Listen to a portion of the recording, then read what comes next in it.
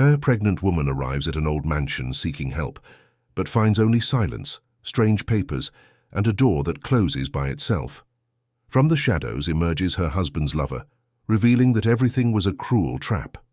Tied to a chair filled with memories, she resists with courage while a secret on her wrist emits a silent call for help. What was meant to be her downfall becomes a national outcry, and the truth finally finds its voice through blood, video, and justice. The rain beat hard against the window panes when Marina received the call. It was almost 9 in the evening, and she was lying on the living room sofa, one hand on her 7-month pregnant belly, feeling the baby's gentle movements. The phone vibrated insistently on the coffee table, illuminating the gloom with its bluish light. She hesitated before answering. She didn't recognize the number. On the other end of the line, a professional and cordial female voice introduced herself as Dr. Patricia Miller, a high-risk pregnancy specialist. Marina frowned. She had never heard of this doctor, and her obstetrician, Dr. Peterson, had never mentioned any need for additional monitoring. The woman continued, explaining that she had detected some irregularities in Marina's latest exams and that an urgent consultation would be important, that very night, if possible. Marina felt her heart quicken. Irregularities? What irregularities? Her exams had always been perfect. The baby was healthy, growing well without any complications. She tried to question, but the doctor was evasive, saying only that it would be better to talk in person, that certain information was too delicate to be discussed over the phone. The urgency in the woman's voice planted a seed of fear in Marina's chest. She looked around the empty living room. Her husband, Robert, had left a few hours earlier, saying he had a business meeting that would extend late into the night. In recent months, these meetings had become increasingly frequent. He would come home late, tired, distant. Marina tried not to think too much about it, attributing everything to work stress. Robert was a partner in an import company and business was complicated, or at least that's what he said. The doctor insisted. The address she provided was in Ashworth, in the Surrey Hills, about an hour's drive from London. An isolated location, she said, where a private clinic specializing in delicate cases operated. Marina hesitated. Ashworth? At night, with this rain? But her fear for the baby was greater than any apprehension. If something was wrong, she needed to know. She needed to act. She picked up her car keys with trembling hands and put on a loose coat over her maternity dress. Before leaving, she tried to call Robert, but the call went straight to voicemail. She left a quick message, explaining where she was going and why. Then she headed to the garage. The rain had already turned the streets into small rivers, and the wind shook the trees violently. Marina drove slowly, focused, as the GPS guided her along the winding road that climbed the hills. The further she drove from the city, the darker the journey became. Streetlights were scarce, and the rain made visibility difficult. Marina gripped the steering wheel tightly, trying to shake off the strange feeling growing in her chest. Something wasn't right. Why would a doctor schedule an urgent consultation in such a remote place, in the middle of a stormy night? Why hadn't she been referred to a hospital in the city? But her fear for the baby spoke louder. She kept driving. After almost an hour on the road, the GPS announced that she had reached her destination. Marina braked the car and looked around, confused. There was no clinic. Ahead of her, partially hidden by a curtain of rain and fog, stood an old mansion. The building was imposing but visibly abandoned. The windows were dark, some with broken panes. The paint on the walls was peeling, and vines climbed the entrance columns like green tentacles. A rusty iron gate creaked in the wind. Marina felt a shiver run down her spine. This couldn't be right. She grabbed her cell phone to call the doctor again, but there was no signal. The storm must have knocked out the antennas in the area. She thought about turning back, but then she saw a faint light on in one of the second-floor windows. Someone was inside. She got out of the car with difficulty, shielding her belly from the rain with her coat. She approached the gate and pushed it. It yielded with a loud, unpleasant creak. Marina walked through the overgrown garden to the mansion's main door. It was ajar. She hesitated once more, but something pulled her inside. Perhaps it was concern for the baby. Perhaps it was just the instinct to discover the truth. She pushed the door open and entered. The interior of the mansion was even more disturbing than the exterior. The smell of mold and old wood filled her nostrils. The entrance hall was long and dark, illuminated only by a faint light coming from somewhere deeper in the house. The walls were covered with old portraits, serious and solemn faces that seemed to watch her with disapproval. The wooden floor creaked under her feet with every step. Marina advanced slowly, calling out for Dr. Patricia. Her voice echoed through the empty corridors, but no one answered. She passed an abandoned living room, with furniture covered in dusty sheets. Further on, she found a staircase leading up to the second floor. The light she had seen from outside came from there. But before she could go up, she heard a sound coming from a side room. It was music, classical music, playing softly amidst the static of an old radio. Marina turned and walked towards the sound. The room's door was open. She entered and saw a table in the center, illuminated by a solitary lamp. Papers were scattered on the table. Marina approached and picked up one of the documents. Her heart pounded. They weren't medical papers. They were contracts, asset transfer contracts, and at the top of each page was the logo of Robert's company. She quickly flipped through the papers, trying to understand. Her name was on all of them.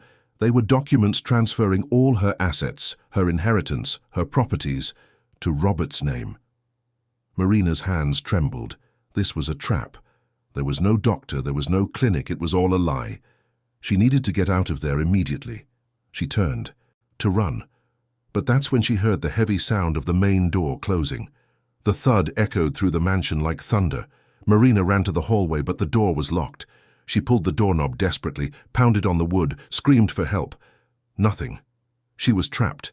Panic began to consume her. She thought of the baby, the vulnerability of her condition. She needed to find another way out. That's when she heard footsteps. They came from the second floor, slowly, deliberately descending the stairs. Marina backed away, pressing herself against the wall. A figure emerged from the gloom. It was a woman, tall, elegant, wearing an impeccable dark suit. Her blonde hair was pulled back in a perfect bun, and her red-painted lips curved into a cold, cruel smile. The woman stopped on the last step and observed her from head to toe, as if evaluating an object. Then she spoke. "Good evening, Marina. I've been waiting for you." Marina recognized that voice. It was the same as the supposed doctor on the phone. "Who are you? What do you want from me?" Marina asked, trying to keep her voice steady despite the fear consuming her. The woman descended the last step and walked slowly towards her, her high heels echoing on the wooden floor. "My name is Eliza, and I don't want anything from you. I just came to get what should already be mine." Marina didn't understand. Eliza continued speaking, her voice laden with sarcasm and bitterness. "You know, Marina, you've always been so naive, so blind, living your perfect little life, waiting for your little baby, while Robert pretended to be the devoted husband." She laughed, a sharp, unpleasant sound. "Did you really think he loved you?" The words hit Marina like punches. She felt her legs weaken. Robert? What did Robert have to do with this? Eliza moved closer, her eyes glinting with malice. "Robert and I have been together for over 2 years, darling. He never wanted this marriage. He never wanted you. And he certainly doesn't want this child." Marina felt tears burn her eyes, but she refused to cry in front of that woman. "You're lying," she said, but her voice came out weak, uncertain. Eliza smiled even wider. "Am I? Then why do you think you're here? Why do you think he's not answering your calls?" She took another step, invading Marina's personal space. "He's coming here, Marina, and when he arrives, you're going to sign these papers. You're going to transfer everything to him, and then you're going to disappear from his life." Marina felt the world spin around her. It couldn't be true. Robert wouldn't do this. He couldn't. But then she heard the sound of a car arriving outside, heavy footsteps at the entrance, the door opening, and when she looked down the hallway, she saw Robert entering, drenched from the rain with an expression she had never seen before. Cold, distant, determined. Marina stood paralyzed, her eyes fixed on Robert. He stopped in the hallway, shaking water from his jacket, without even looking directly at her. It was as if he was avoiding her gaze, as if he couldn't face her. The silence that settled in the mansion was heavy, suffocating, broken only by the sound of rain hitting the windows and the creaking of old wood under her feet. "Robert," Marina whispered, her voice choked. "Please, tell me this isn't true. Tell me she's lying."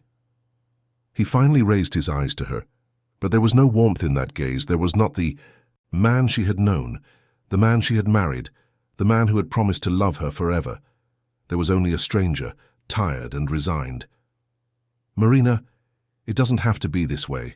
If you cooperate, everything will be easier." His words were like a punch to the gut. Marina instinctively brought her hand to her belly, protecting the baby, protecting the only pure thing left of that sham of a marriage. "Easier?" she repeated, her voice rising in despair. "Robert, I'm pregnant with your child. How can you do this to me, to us?" Eliza laughed, a cutting sound that echoed through the room. "Oh, darling, you still don't understand." She moved closer to Robert, placing her hand possessively on his arm. "He never wanted this baby. You were the one who insisted on getting pregnant, even knowing the marriage was bad. Did you think a child would save you? How romantic." Marina felt anger begin to replace the shock. She looked at Robert, hoping he would deny it, that he would say something. But he remained silent, his head down. The mansion around her seemed to press in, the walls closing, the air growing scarce. She needed to understand. She needed answers. "Why?" she asked, her voice now firmer. "If you don't love me, if you don't want this child, why didn't you ask for a divorce? Why all this charade?" It was Eliza who answered, her eyes gleaming with cruel satisfaction. "Because divorce means dividing assets, darling. And we don't want to divide. We want everything. Your inheritance, your properties, the company your father left you. Everything that should be ours." Marina recoiled, leaning against the wall. The inheritance. It was always about that. Her father, Matthew Turner, had been a successful man, owner of several properties in London and Ashworth. When he passed away 3 years ago, he left everything to Marina, his only daughter. Robert had always shown interest in the business, offering to help manage the properties. She had trusted him. She had put his name on documents, given him access to accounts, and now she understood that everything had been calculated from the beginning. "How long have you planned this?" Marina asked, tears finally streaming down her face. "Since the beginning? Since we met?" Robert finally spoke, his voice low and monotone. "It wasn't supposed to be this way, Marina. I tried to like you. I tried to make it work. But then I met Eliza and realized I never felt for you what I feel for her." Marina felt her heart shatter. Every word was a blade cutting through her hopes, her dreams, everything she believed to be real. "And our child?" she asked, her hand still on her belly. "Don't you feel anything for him?" Robert looked away again. "It's complicated." "Complicated!" Marina screamed, her anger finally exploding. "There's nothing complicated. Either you're a father or you're not. Either you have a conscience or you don't."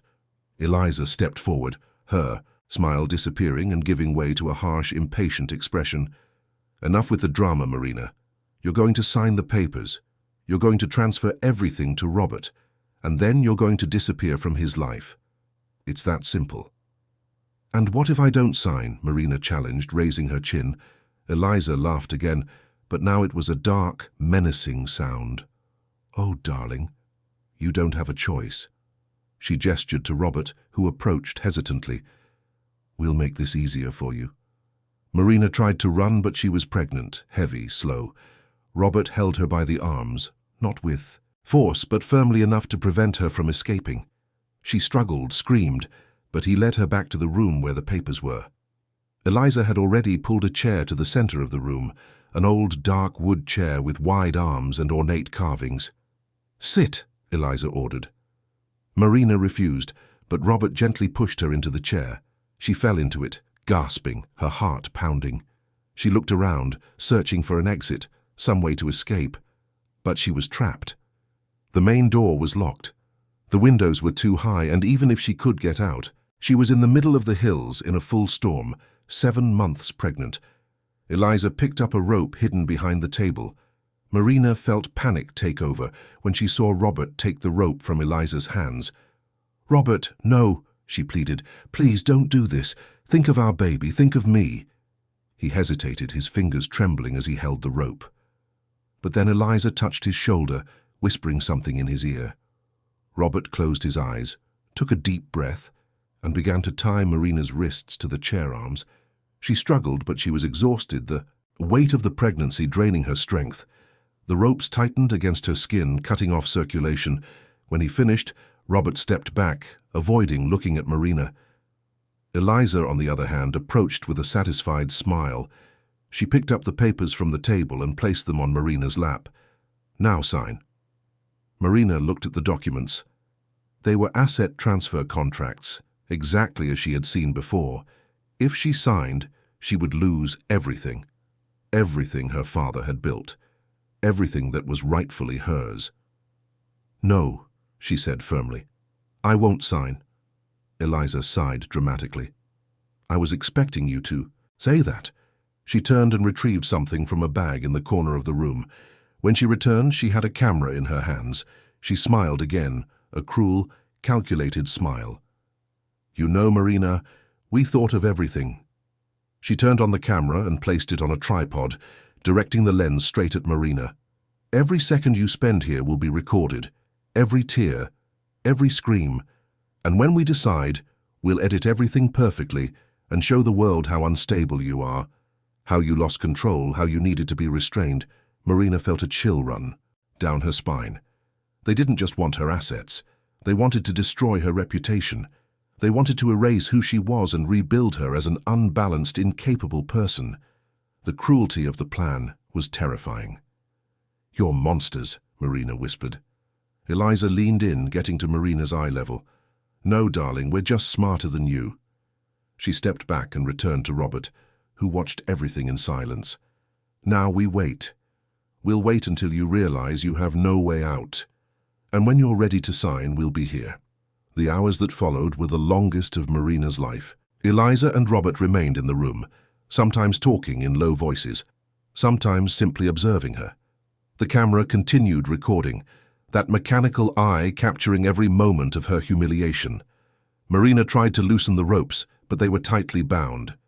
She tried to scream for help, but knew no one would hear her there, isolated in the hills. At one point, the pain in her wrists became unbearable. The ropes had torn her skin, and she felt something warm trickle down her hands. Blood. She looked down and saw red stains spreading across the chair's wood. And that's when she had an idea. With trembling fingers, using her own blood, she began to write something on the underside of the chair seat where no one could see. A message, her name, the date, a plea for help. It was a desperate attempt, but it was all she had. If she didn't survive, if something happened to her or the baby, at least there would be proof. A trace. Something to show the truth. As she did this, she faked a faint. She let her head drop forward, her eyes closed, her breathing shallow. She heard Eliza approach, checking if she had actually fainted. Then she heard footsteps moving away, and then voices. "She gave in faster than I imagined," Eliza said, sounding satisfied. "Pregnant women are so fragile." "Are we sure this will work?" Robert asked, and Marina detected a hint of doubt in his voice for the first time. "Of course it will," Eliza replied impatiently. "When we leak the edited video, everyone will believe she was out of control, that you had to restrain her to protect yourself and the baby. And when she signs the papers, we'll make it seem like a conscious decision made in a moment of lucidity. No one will question it. And what if she tells the truth afterwards? She won't, because who will believe a woman everyone saw lose control? Who will trust someone who was institutionalized for emotional instability?" Marina felt her stomach churn. They had thought of everything, every detail, every possibility. But as she listened, she also realized something important. Robert was hesitant. He wasn't sure. And if there was hesitation, there was a loophole, a possibility of salvation. Marina continued to feign unconsciousness as she listened to every word of the conversation between Eliza and Robert. With each second, she learned more about their plan, about the layers of manipulation they had built. But she also noticed the cracks. Robert was not entirely convinced. There were moments when his voice faltered, when his words came out hesitantly. He was weak, manipulable, but perhaps there was still some remnant of conscience there. "What about the baby?" Robert suddenly asked, his voice lower, almost a whisper. "What are we going to do after he's born?" Eliza sighed impatiently. "We've talked about this, Robert. She'll sign custody over to you, and then you'll sign custody over to me. Simple as that. But people will be suspicious. They'll find it strange that she simply gives up her child. That's what the video is for, darling." Eliza spoke as if explaining something obvious to a child. "We'll show that she's not fit to care for a child, that she's dangerous, unstable. The judge will agree that the best thing for the baby is to stay with the father, and afterwards, well, accidents happen." Marina felt her blood run cold. "What kind of accidents?" Robert asked, and there was genuine fear in his voice now. "Nothing you need to worry about," Eliza replied, coldly. "Just trust me." The silence that followed was tense. Marina could feel the weight of Robert's indecision, the internal struggle he was waging. But before she could hear more, she felt the baby stir inside her, a strong kick that almost made her groan in pain. She bit her lip hard to keep quiet, but it was difficult. The child was restless, perhaps sensing its mother's stress, the danger that surrounded them. Eliza must have noticed something, because Marina heard her footsteps approaching again. "She's faking it." Eliza's voice sounded close, laden with contempt. "I know you're awake, Marina. You can stop the act." Marina kept her eyes closed, her breathing controlled, but then she felt a hand squeeze her shoulder, shaking her. "Wake up!" Slowly, Marina opened her eyes. Eliza was leaning over her, her face inches from hers. The woman's eyes were cold, calculating without any trace of humanity. "You're more resilient than I thought," Eliza said with a twisted smile. "But everyone has a limit, and we're going to find yours." She stepped away and returned to Robert, who was leaning against the wall, his arms crossed, his gaze lost. Marina took the opportunity to observe him more closely. There was something different about him. He was pale, sweating, despite the cold inside the mansion. His hands trembled slightly. He was afraid, or remorseful. Perhaps both. "Robert," Marina called, her voice hoarse. He looked at her, but didn't move. "Please, I know there's still some good in you. I know you don't want to do this. Not really." "Shut up," Eliza ordered, but Marina continued. "Do you remember when we first met? At your cousin's wedding in Brighton? You were different, you were kind, thoughtful, you made me laugh, you made me believe I had found someone special." "That was before he met me," Eliza interrupted, but there was tension in her voice now. Marina ignored her, keeping her eyes fixed on Robert.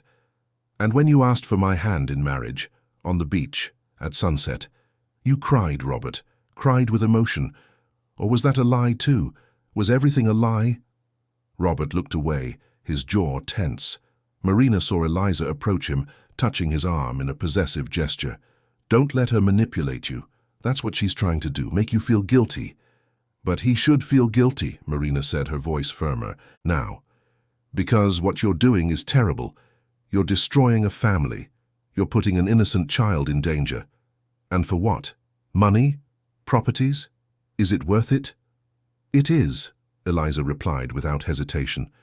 "And you have no right to talk about family, Marina. You who forced a pregnancy to try to save a marriage that was already over." "I didn't force anything," Marina retorted, feeling the tears return. "I loved my husband. I thought he loved me too. I thought a child would be a blessing for both of us." "Blessing?" Eliza laughed bitterly. "It was a curse. You imprisoned Robert with this pregnancy. You made him a hostage." "No one imprisoned anyone," Marina said. "Robert is a grown man. He made his choices, and he's making his choices now." The words seemed to hit Robert like a blow. He closed his eyes, ran a hand over his face. When he opened them again, there was something different there. Pain, confusion, perhaps even regret. "Marina, I'm sorry," he said, his voice choked. "I really am, but it's too late to go back." "It's never too late," Marina insisted. "You can still stop this, you can untie me, you can do the right thing." Eliza stepped between them, blocking Marina's view. "Enough," she said firmly. "She's manipulating you, Robert. Don't you see? She's using your feelings against you." Robert shook his head, as if trying to clear inconvenient thoughts. "Eliza is right, it's too late." He looked at Marina one last time, and there were finally tears in his eyes. "I'm sorry, I really am." And then he turned and left the room, leaving Marina alone with Eliza. The woman watched her for a long moment, the smile returning to her lips. "You almost had him," she said with false admiration. "Almost made him change his mind.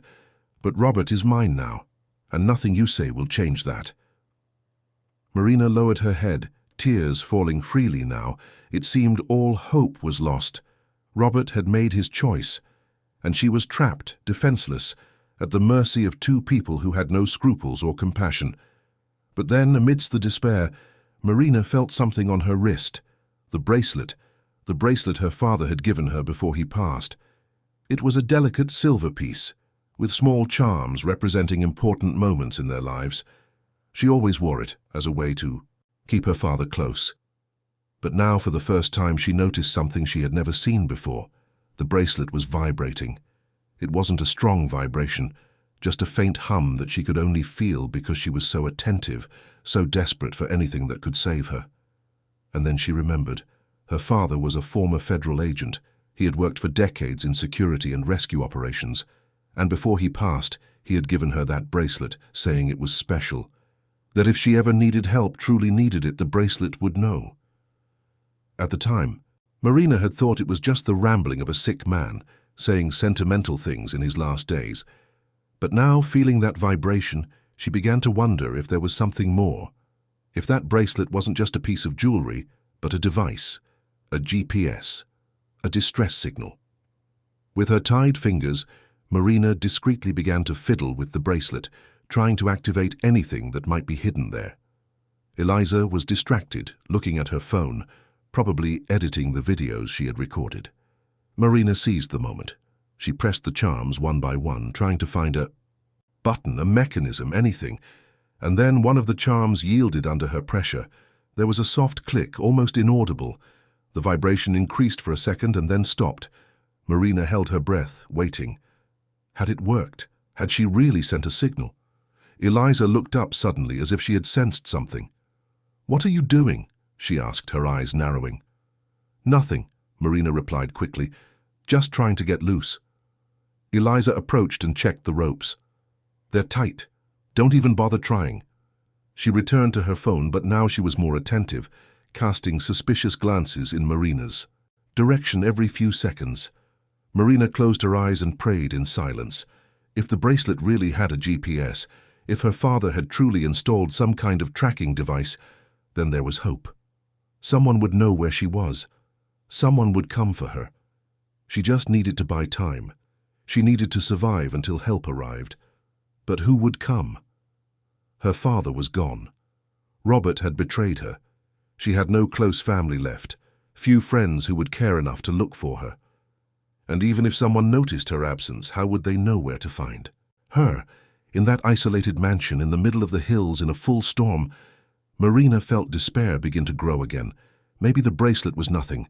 Maybe it was just her imagination, her desperate brain creating hope where there was none.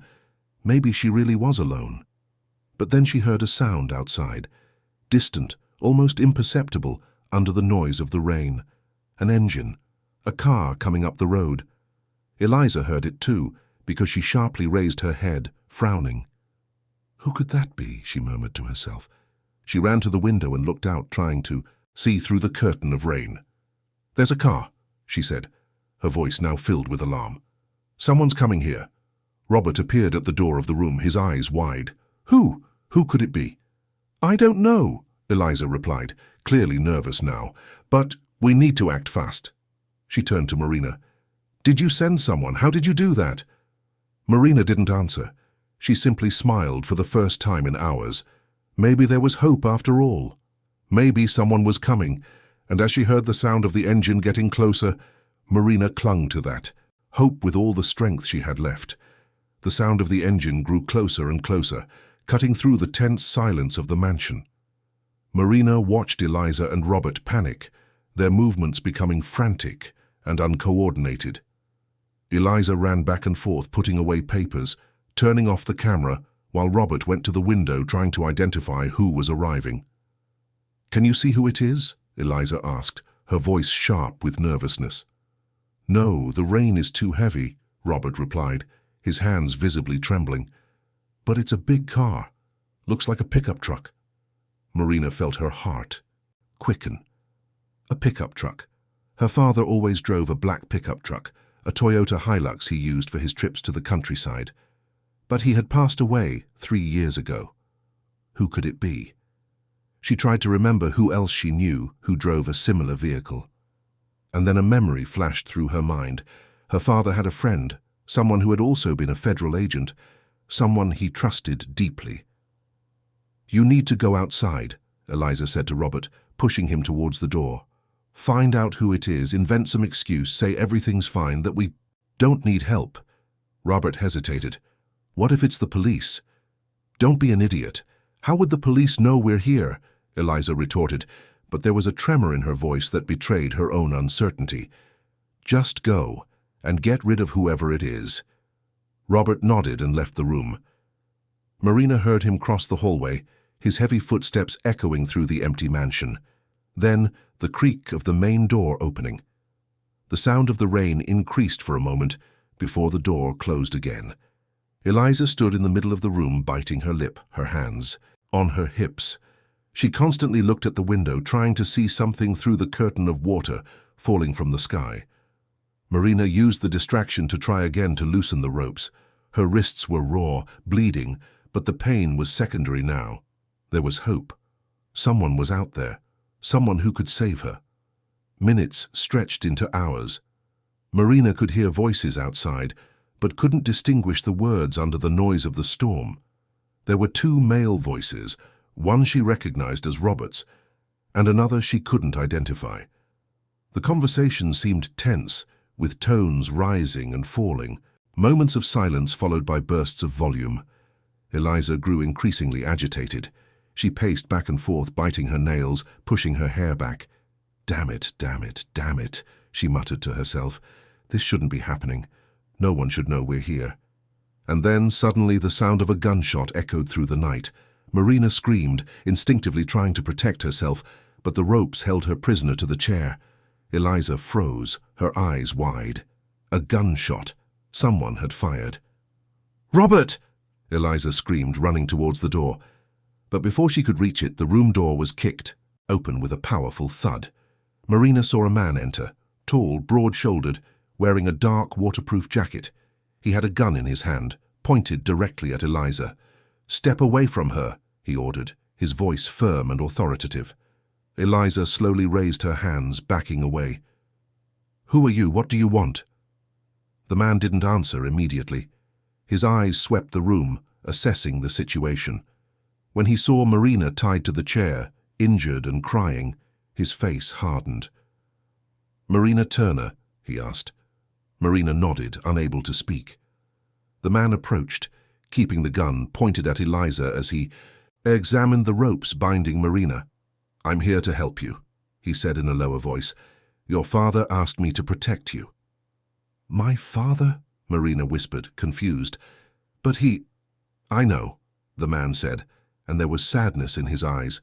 "But before he passed, he made me promise I would look after you.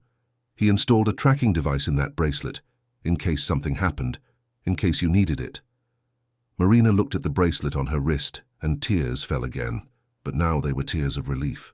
Her father. Even after he passed, he was still looking after her, still protecting her. "Who are you?" Marina asked. "My name is John Carter. I worked with your father for 15 years. He was my partner, my friend." John began to cut the ropes with a pocket knife. "And I promised him you would never be alone." The ropes gave way and Marina massaged her sore wrists, feeling the blood return to circulation. John helped her up, but her legs were weak and she almost fell. He supported her carefully. "Calm down. You're pregnant. You need to be careful." "Where's Robert?" Marina asked suddenly, remembering the gunshot. "Outside." "He's fine. I just shot into the air to scare him," John explained. "The police are on their way. They'll handle it." Eliza, who had remained silent until then, suddenly let out a hysterical laugh. "Police? You think the police will believe her?" She pointed at Marina with contempt. "A pregnant, unstable woman who made up a crazy story. We have proof. We have videos. We have everything documented." John turned to her, his expression cold. "Edited videos are not proof. And I also have recordings." He pulled a small device from his pocket. "Everything you two said since I arrived here was recorded, including the part where you admitted wanting to destroy her reputation and take her assets." Eliza's face paled. "You can't. That's illegal. Recording without consent." "I'm a former federal agent," John interrupted. "And when there's suspicion of a crime being committed, I have authorization to record, especially when it involves kidnapping and coercion." He put the device away and turned his attention back to Marina. "Are you okay? Can you walk?" Marina nodded, but she wasn't really sure. Her wrists throbbed with pain, her body was exhausted, and the baby continued to move agitatedly inside her. But she needed to get out of there. She needed to get away from that horrible place before she completely lost control. John guided her towards the door, keeping Eliza at gunpoint.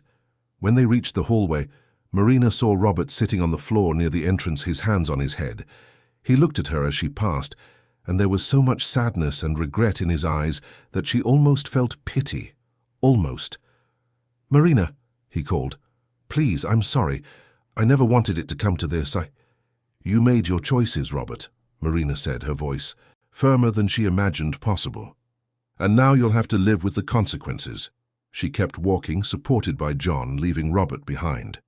When they reached the main door, the rain had lessened somewhat, turning into a fine drizzle. The blue and red lights of police vehicles could be seen coming up the road. Help was arriving. John helped Marina down the mansion steps and led her to his pickup truck. He carefully seated her in the passenger seat and placed a blanket over her shoulders.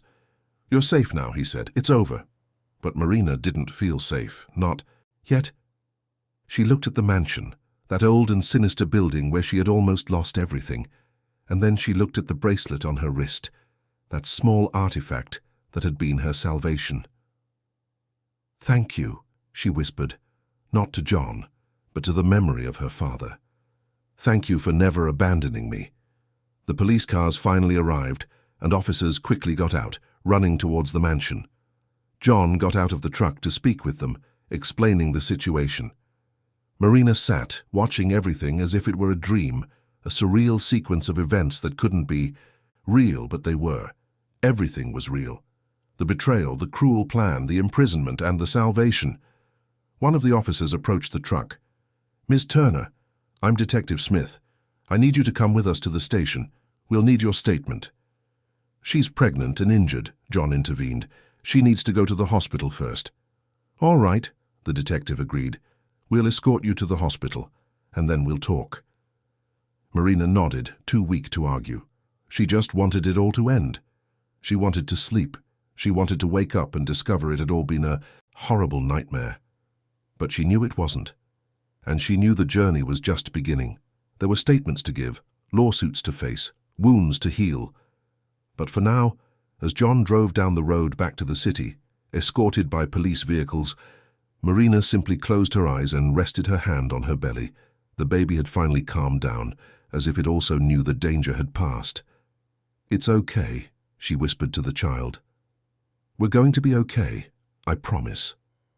And for the first time in many hours, Marina believed her own words. There was a long road ahead, but she would walk it, because she was strong, because her father had raised her to be strong, and because she had a reason to fight, the life she carried within her. A new life that represented hope, a new beginning, and a future free from the chains of the past.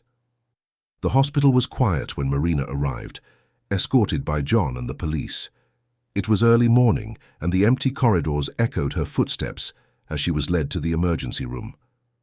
A nurse rushed to help her when she saw her condition, her bruised wrists, pale face and body trembling from shock and exhaustion. "My goodness, what happened to you, Mum?" the nurse asked as she guided her to a gurney. "It's a long story," John answered for Marina, who was too weak to speak. "She was held captive. She needs urgent care, and the baby needs to be examined." The nurse nodded and immediately called a doctor. As Marina was taken to an examination room, John stayed behind, talking quietly with the police officers. Marina could hear fragments of the conversation, evidence, recordings, arrest warrant. The words floated around her like leaves in the wind, present but distant. Dr. Henry Taylor, an on-call obstetrician, entered the room with a serious but gentle expression. "Marina Turner, I'm Dr. Taylor. I'll be taking care of you and your baby. Tell me, are you feeling any pain? Contractions?" Marina shook her head weakly. "Just exhaustion. And my wrists hurt a lot." The doctor carefully examined the wounds, cleaning the dried blood and applying antibiotic ointment. "I'll need to put in a few stitches here," he said. "The rope's cut deep, but first let's check on the baby." He brought a portable ultrasound machine and applied the cold gel to Marina's belly. The sound of the baby's heartbeat filled the room, strong and steady. Marina closed her eyes and let the tears fall. That sound was proof that it was worth fighting, that it was worth resisting. Her child was alive and well. "The baby is doing great," Dr. Taylor said with a smile. "Normal heartbeat, normal movements. You did a wonderful job protecting him, Marina." She couldn't answer. She could only cry, releasing all the tension, all the fear, all the trauma of the past few hours. The doctor waited patiently, then continued the examination, checking her blood pressure, her temperature, asking about symptoms. When he finished, he said she would need to be admitted for observation, at least for 24 hours. "It's just a precaution," he explained. "You've been through significant trauma. I want to make sure you and the baby are completely stable before discharge." Marina agreed without arguing. In fact, the idea of staying in the hospital, in a safe place, with people caring for her, was comforting. She didn't want to go home yet. She didn't know if she would ever feel safe in her own home again. After Dr. Taylor left, John entered the room. He sat in the chair next to the gurney and looked at Marina with an expression that mixed concern and something that looked like admiration. "You're strong," he said simply. "Your father was right about you." Marina tried to smile, but it was more of a grimace. "I don't feel strong, I feel broken." "Strong doesn't mean not breaking," John said. "Strong means standing up even when you're broken, and you're still here, still fighting. That's strength." The words touched something deep in Marina. She looked at John, really looked at him for the first time since he had appeared at the mansion. He was a middle-aged man, perhaps 50, with greying hair and wrinkles around his eyes that suggested someone who had seen a lot in life. But there was kindness in his gaze, a kindness that reminded her of her father. "Did you know my father a long time ago?" she asked. 15 years, John replied. "We were partners from the day I joined the agency. He taught me everything I know about the work, but he also taught me about being a decent man, about honor, about protecting those who can't protect themselves." "Did he talk about me much?" "Constantly." John smiled, a genuine smile that lit up his face. "You were his pride, Marina. Everything he did, every decision he made, was with you in mind, to protect you, to prepare you for the world." "But he didn't prepare me for this," Marina said, her voice choked. "He didn't prepare me to be betrayed by the person I loved, to be so blind." "No one can prepare you for that," John said gently. "Trust isn't blindness, Marina. It's love. And you loved your husband, there's no shame in that." "But I was an idiot." "No, you were human." John leaned forward, elbows on his knees. "Do you know what your father told me before he passed? He said, 'John, if anything ever happens to Marina, if she ever needs help, I trust you to be there, because she's strong, but even the strong need support sometimes.'" Marina felt a lump in her throat. "Thank you for being there, for finding me. If you hadn't come—" "But I did come," John interrupted. "And you're safe now, and we're going to get justice. I promise you that." At that moment, Detective Smith entered the room, accompanied by a female police officer. "Feeling better, Ms. Turner?" he asked. Marina nodded. "What happens now?" "Well," the detective took a notebook from his pocket. "We need your full statement, everything that happened from the moment you received that call until the rescue. And I'll inform you that Robert Mendez and Eliza Costa have already been arrested. They're at the station awaiting processing." "Did they confess?" "Not yet. They have lawyers. But we have enough evidence, Mr. Carter's recordings, the videos we found on Ms. Costa's phone, and your statement." He looked at her seriously. "But I need you to be strong, Ms. Turner. The process will be long, it will be painful. They will try to discredit you. They will try to say you were confused, that you were emotionally unstable because of the pregnancy." Marina took a deep breath. "I know. But I won't give up. Not after everything." "Excellent," the detective said. "Then let's begin. Tell me everything from the start." And Marina told. Every detail. The call, the trip to the mansion, the revelation of the betrayal, the imprisonment, the threats, Eliza's plan, Robert's hesitation, the message written in blood, the bracelet, John's arrival. She spoke for over an hour, her voice hoarse by the end, but continuing until every detail was recorded. When she finished, the detective closed his notebook and looked at her with respect. "You are courageous, Ms. Turner, and you will get the justice you deserve. I guarantee it." After he left, Marina finally allowed herself to relax. Her whole body ached, her mind was exhausted, but there was a relief in having told everything, in having let out every piece of that horrible night. It was as if by speaking about the trauma, she began to process it, to transform it from a consuming monster into something she could eventually overcome. John remained with her, silent but present. Marina was grateful for his presence. There was something comforting in knowing she wasn't alone, that there was someone on her side, someone who cared. "John," she said after a long silence, "can I ask you a question?" "Of course." "Why did my father install the GPS in the bracelet? Did he suspect something?" John hesitated, clearly weighing his words. "Your father was cautious. He didn't completely trust Robert from the beginning. He thought he was too interested in your inheritance, that he asked too many questions about your properties and investments." Marina felt a pang of sadness. "So he knew, and I didn't see." "He wasn't sure," John hastened to say. "They were just suspicions, and he didn't want to worry you without proof.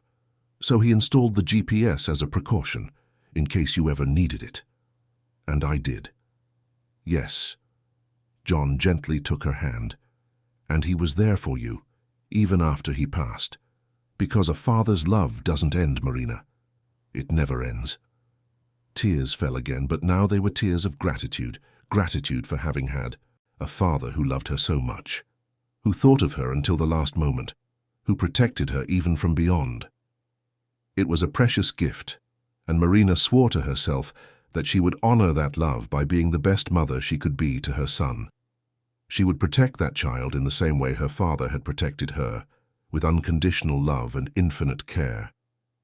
As night turned into early morning, Marina finally slept, lulled by the sound of the baby's heart monitor and John's reassuring presence in a chair beside the gurney. And for the first time in a long time she slept in peace, knowing she was safe, that the truth had been revealed and that justice was just beginning. 3 weeks had passed since that terrible night at the mansion. Marina had given birth to a healthy baby boy with dark eyes like hers and a surprising strength in his cry. She named him Matthew, in honor of the grandfather he would never know, but whose love had saved him even before he was born. Holding that tiny being in her arms for the first time was the purest moment of happiness Marina had experienced in a long time. It was as if all the pain, all the suffering, had been worth it to get to this point. But the peace was temporary. The trial was scheduled, and Marina knew she would have to relive every horrible moment of that night. She would have to face Robert and Eliza again. She would have to be strong not only for herself, but for little Matthew, who now depended entirely on her. The courtroom was packed on the appointed day. The case had gained national attention. After all, it wasn't every day that a story of betrayal, kidnapping, and a dramatic rescue came to light involving people from London high society. Journalists crowded the galleries, cameras flashed outside the building, and Marina had to enter through a back entrance to avoid the media frenzy. John was with her, as he had been from the beginning. He had become not only her protector but a true friend, someone she could trust completely. He held Matthew in his arms as Marina prepared to enter the courtroom. "You'll be fine," he said, his voice firm and encouraging. "Just tell the truth. That's all you need to do." Marina nodded, but her hands trembled. She took a deep breath and entered the courtroom. The room was large and intimidating, with the judge seated on his elevated bench, the lawyers at their tables, and the defendants. She saw them immediately. Robert and Eliza, sitting side by side at the defense table with their lawyers. Robert looked like he had aged 10 years in 3 weeks. His face was pale, thin, with deep dark circles under his eyes. He looked at Marina when she entered, and there were so many emotions in his eyes that she couldn't decipher them all. Regret, certainly, but also fear. Eliza, on the other hand, maintained a cold and defiant expression. Her lips were set in a thin line, and she stared at Marina with something close to hatred. Marina took her place in the witness stand, next to the prosecutor, Ms. Fiona Adams, a woman in her 40s with an impeccable reputation in the fight for justice. She had promised Marina that she would do everything in her power to ensure that Robert and Eliza paid for what they had done. The judge, Mr. Robert Foster, banged his gavel and called for order. "We are here to judge the case of the state versus Robert Mendez and Eliza Costa, accused of kidnapping, coercion, and attempted fraud. Ms. Adams, you may begin." The prosecutor stood up, adjusted her blazer, and addressed the jury.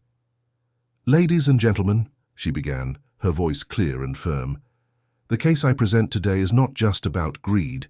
It's about betrayal. It's about cruelty. It's about 2 people who meticulously planned to destroy a pregnant woman to take her assets." She walked to a table where the evidence was laid out. She picked up a USB drive and showed it to the jury. "On this device we have videos recorded by Ms. Eliza Costa herself, videos that show Ms. Marina Turner tied to a chair, injured, in despair, while the defendants demanded she sign asset transfer documents." She inserted the USB drive into a laptop and projected the videos onto the large screen in the room. The courtroom fell silent as the images appeared. Marina closed her eyes, not wanting to see it again, but forced herself to keep them open. She needed to be strong. She needed to witness her own pain being exposed so that justice could be served. The video showed everything. Marina tied to the chair, her wrists bleeding. Eliza speaking with cruelty, making threats. Robert in the background, hesitant but complicit. The words they had said, the plans they had revealed. It was all there, recorded in high definition, impossible to deny. When the video ended, several members of the jury had tears in their eyes. Others looked horrified. The judge asked the prosecutor to continue. "Now," Ms. Adams said, "I will call the first witness. Ms. Marina Turner, please approach." Marina stood with trembling legs and walked to the witness stand. She placed her hand on the Bible and swore to tell the truth, the whole truth and nothing but the truth. Then she sat down and looked at the prosecutor, avoiding Robert's and Eliza's eyes. "Ms. Turner," Ms. Adams began gently, "can you tell us in your own words what happened on the night of October 15th? And Marina told, with a firm voice at first, then faltering when she reached the most painful parts, but always continuing. She told about the call, about the trip to the mansion, about discovering the betrayal, about being tied up, threatened, humiliated, about writing the message with her own blood, about the bracelet that saved her. When she finished, there was a heavy silence in the room. Then the defense attorney, Mr. Mark Roberts, a 50-year-old man in an expensive suit and a skeptical expression, stood up. "Ms. Turner," he began, his voice soft but with a hint of condescension, "you were pregnant at the time of these events, correct?" "Yes," Marina replied, suspicious.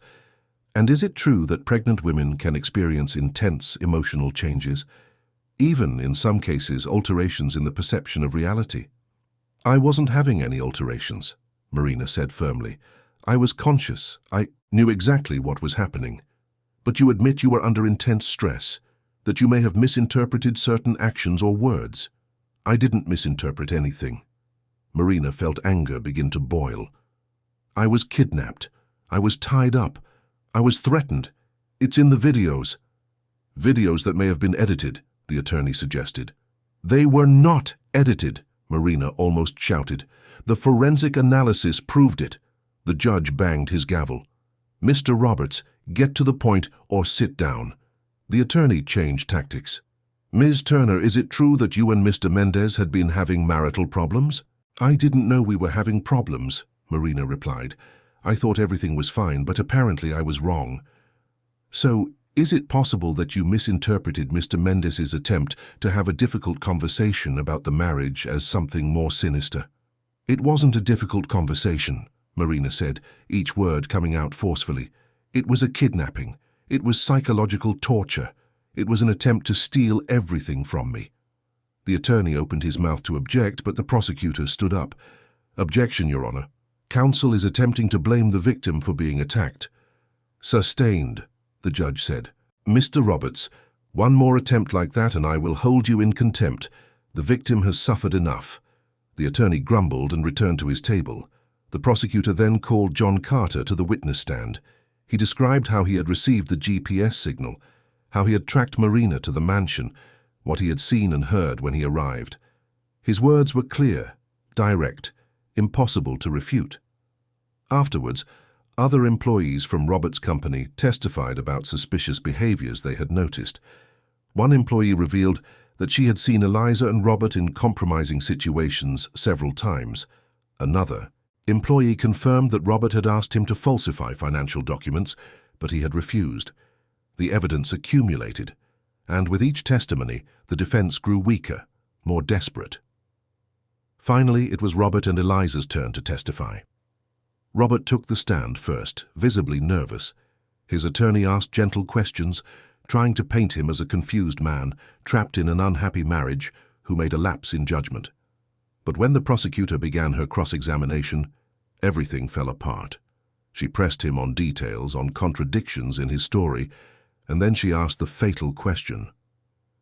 Mr. Mendez, do you love your son? Robert hesitated, his face contorted with emotion. I don't know. I haven't met him yet.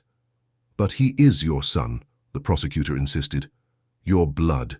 And you participated in a plan that put both the mother and the child in danger. How do you explain that? I didn't want it to go that far, Robert said, tears beginning to fall. Eliza said it would be simple, that Marina would sign the papers and everything would end well. I didn't know she would. He stopped, realizing what he was saying, but it was too late. He had admitted participation in the plan. He had implicated Eliza. The room erupted in murmurs. Then Eliza testified. She took the stand with confidence, but the prosecutor systematically demolished her. Every lie was exposed, every contradiction was highlighted. And when Ms. Adams showed the original unedited videos that had been recovered from the cloud, Eliza had nowhere left to run. The jury retired to deliberate. Marina waited in a separate room with John and little Matthew. The hours dragged on. She breastfed the baby, tried to rest, but couldn't stop thinking.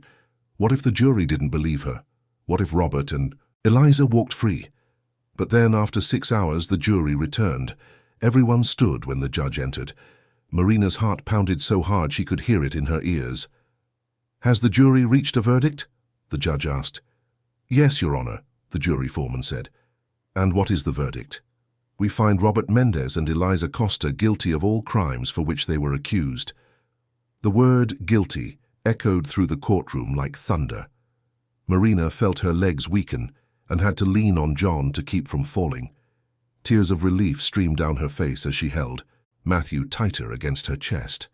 The baby whimpered softly, sensing his mother's emotion, and she soothed him with kisses on his forehead. The judge banged his gavel to silence the murmurs that had erupted in the room. Robert had dropped his head onto the table, his shoulders shaking. Eliza, for her part, remained rigid, her face pale but her expression still defiant, as if refusing to accept the reality unfolding before her. Sentencing will be handed down in 1 week, the judge announced. Until then, the defendants will remain in custody. Court is adjourned. The gavel struck again, and the room sprang into motion. Journalists rushed out to broadcast the news. Defense attorneys began discussing appeals, but Marina remained still, absorbing the moment. Justice. Finally, there was justice. Ms. Adams approached with a genuine smile. "Congratulations, Marina. You were incredibly brave. Without your testimony, without your strength, this wouldn't have been possible." "Thank you," Marina said, her voice still choked, "for everything, for fighting for me." "That's my job," the prosecutor replied. "But more than that, it was the right thing to do." She looked at Matthew in Marina's arms. "He's very lucky to have a mother like you." After the prosecutor stepped away, Marina finally allowed herself to look in Robert's direction. He was being led away by guards, handcuffs on his wrists. His eyes met hers for a brief moment, and there was so much regret there that Marina almost felt pity. Almost. But then she remembered the pain, the fear, the betrayal. And the moment passed. Eliza was also being led away, but unlike Robert, she looked at Marina with pure hatred. "You gained nothing," she spat as she passed. "You'll raise that baby alone with no one. You'll be miserable." Marina took a deep breath and replied, her voice firm and clear. "I won't be alone. I have my son, I have true friends, and I have my dignity, something you never had and never will." Eliza laughed bitterly, but said nothing more as she was dragged out of the room. Marina watched her leave with no feeling other than relief. That chapter of her life was finally closed. A week later, Marina returned to court for sentencing. This time, she brought John and also her best friend, Julia, who had been by her side since she learned everything. The courtroom was less crowded, but there were still journalists and curious onlookers in the galleries. Judge Foster entered and everyone stood. He adjusted his glasses and looked at Robert and Eliza with a severe expression. "This was one of the most disturbing cases I have had the misfortune to judge in my career," he began. "Two individuals who, driven by greed and cruelty, meticulously planned to destroy an innocent woman and the child she carried." He paused, letting the words hang in the air. "Robert Mendez and Eliza Costa, you have been found guilty of kidnapping, coercion, attempted fraud, and endangering the life of a pregnant woman and her baby. These are heinous acts that demand appropriate punishment." The judge consulted his papers. "Therefore, I sentence Robert Mendez to 30 years in prison, with no possibility of parole for the first 15 years. I sentence Eliza Costa to the same penalty.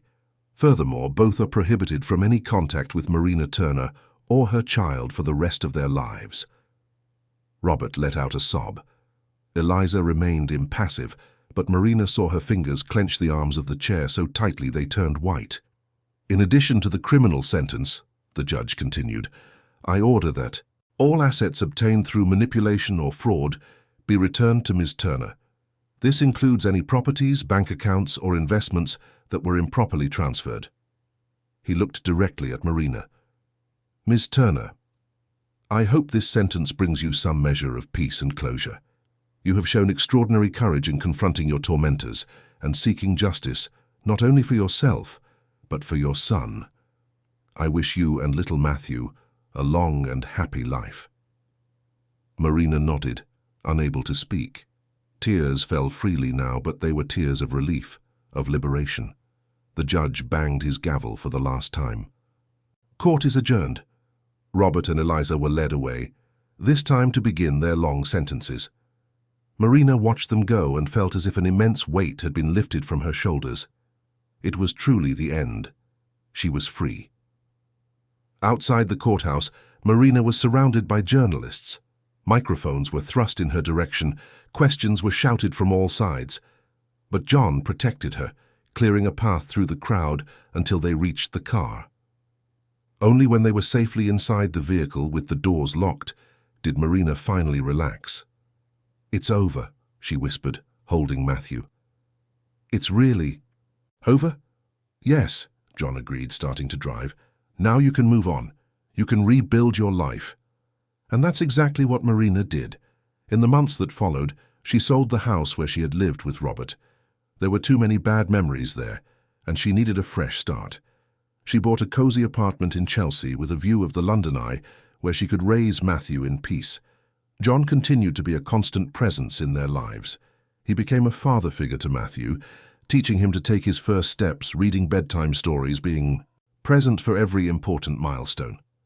Marina knew her father would have approved. He would have been happy to know that he had left someone so trustworthy to care for his daughter and grandson. Marina also returned to work, taking full management of the properties her father had left her. She discovered she had a natural talent for business, something she had never fully explored when she was married. The company prospered under her leadership, and she found satisfaction in building something on her own, in proving that she was capable and independent. But the real gift came a year after the trial. Marina was at the park with Matthew watching him play in the sand when her phone rang. It was an unknown number, but this time she answered without fear. "Hello? Marina?" It was a hesitant female voice. "My name is Carla. I used to work for Eliza Costa." Marina felt her stomach clench. "What do you want?" "I wanted to apologize," Carla said quickly. "I knew something was wrong. I saw things, I heard conversations, but I was afraid to speak up. I was afraid of losing my job. And because of my silence, you suffered. I'm so sorry." Marina was silent for a moment, processing. Then she said, "Why are you calling me now?" "Because I saw your son in the park the other day. He's beautiful. And it made me think about what could have happened if you hadn't been saved in time." Carla paused. "I want to do better. I want to be better. And that starts with apologizing to you." Marina felt something release inside her. "Thank you for calling, Carla. And thank you for being honest. It means a lot." After hanging up, Marina looked at Matthew, now 1-year-old, laughing as he threw sand in the air. He had his grandfather's eyes, the same spark of determination and kindness. It was a constant reminder that love transcends everything, even loss. That night, after putting Matthew to sleep, Marina took out the bracelet her father had given her. She had kept it in a special box along with photos and letters. She held it against her heart and whispered, "Thank you, Dad, for never abandoning me, for being there when I needed you most. I promise I will teach Matthew about you, about the incredible man you were, and he will know that a father's love is eternal." She put the bracelet back in the box, but this time with a smile. It was no longer a symbol of pain or trauma. It was a symbol of strength, of salvation, of love that persists beyond life. Marina walked to her apartment balcony and looked out at the illuminated city below. London sparkled in the night, full of life and possibilities. She breathed the fresh air and felt peace, true peace. There was a long road ahead.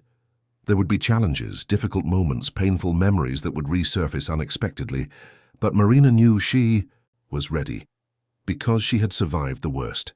She had faced her demons and won, and now with Matthew by her side and true friends like John and Julia, she could rebuild her life exactly as she wanted. She was no longer the naive woman who had been deceived and betrayed. She was a survivor, a fighter, a mother, and most importantly, she was free. Free to love, to grow, to be happy.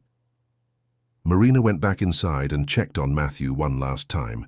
He slept soundly, a faint smile on his little face. She kissed his forehead and whispered, "We're going to be okay, my love, I promise. We're going to build a beautiful life together, a life full of love, truth, and justice." And as she turned off the lights and prepared for bed, Marina knew deep in her heart that that promise would be kept. Because she had everything she needed. She had love, she had strength, and she had hope for the future. The nightmare was over, and a new day was just beginning. Dear listeners, we hope Marina and little Matthew's story has deeply touched your hearts. This is a narrative about strength, survival, and the power of love that transcends even the darkest situations. Marina taught us that even when all seems lost, even when betrayal comes from those we least expect, there is always hope. A father's love, a mother's courage, and the strength to move forward are capable of overcoming any adversity. If this story touched you, if Marina's tears mingled with yours, Be sure to share your emotions with us in the comments. We want to know how this journey impacted you. And if you wish to continue experiencing intense emotions like this, we have a special playlist full of other stories that will make your heart beat faster. Just click here on the side and dive into more narratives that celebrate the complexity of human life. Don't forget to subscribe to the channel and leave a like. It helps us continue bringing stories that truly matter. Every day we share new journeys of overcoming, love and justice. Until the next story, and remember, just like Marina, you too are stronger than you imagine. We'll see you in the comments.